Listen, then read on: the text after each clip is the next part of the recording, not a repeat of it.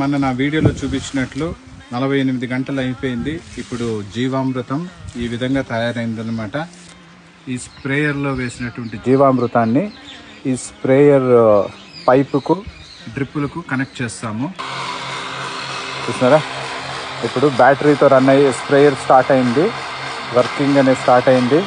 ఇక్కడ పోసిన జీవామృతము ఇక్కడ కనెక్ట్ చేస్తున్నాము.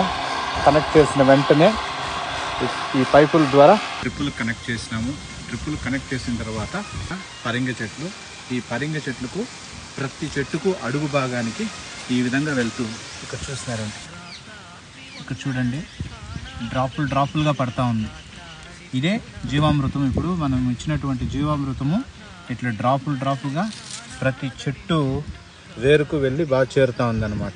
ఈ విధంగా చేరితే ఏమవుతుంది అంటే మనకు మంచి పోషక విలువలు ప్రతి చెట్టుకు చేరుతుంది.